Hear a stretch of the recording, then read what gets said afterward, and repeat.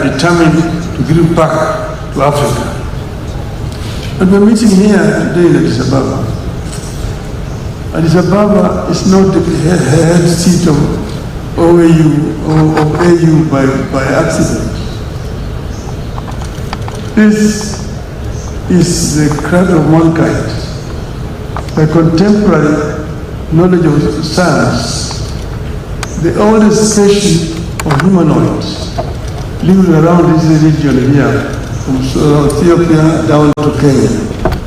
So here you are back home. And they say that Adam was the first human being who was an African.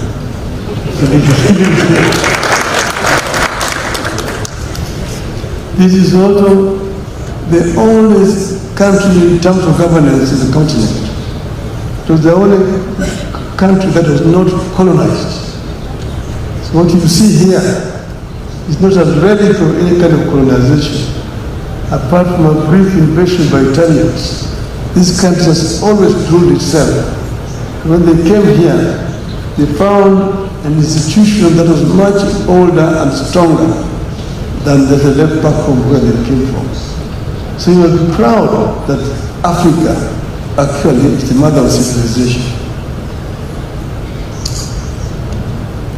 When Africans were struggling, Ethiopia offered support for liberation of Africa. And the liberation movement moved, and eventually colonialism was defeated.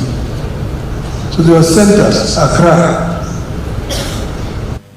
Cairo, Addis Ababa, Dar es Salaam. Those were the origins of African Organization of African Union.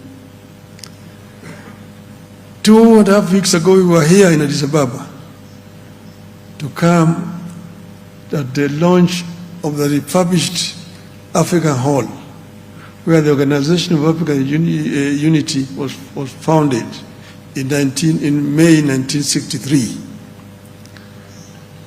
At that time, I came under a different category. I was invited as a descendant of my father, who was one of the founding fathers of the Organization of African Union.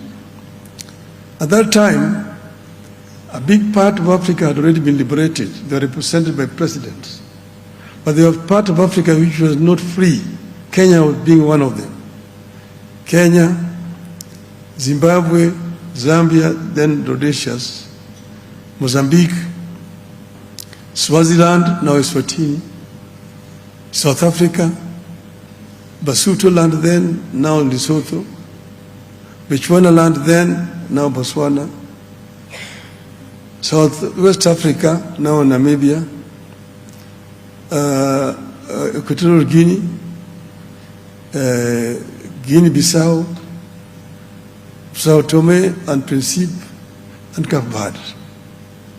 So, in that congregation of the African leaders, presidents, the two people who spoke on behalf of the liberation movements, and that was Nelson Mandela and Jaramogi Oginga Odinga. So now we were invited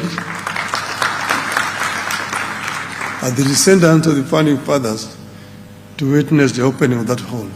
That is why I was here last time. Now, my extensive travels across the length and breadth of Africa have exposed me to the enormous riches and unexploited opportunities in our great continent. I have also had the opportunity to serve the African Union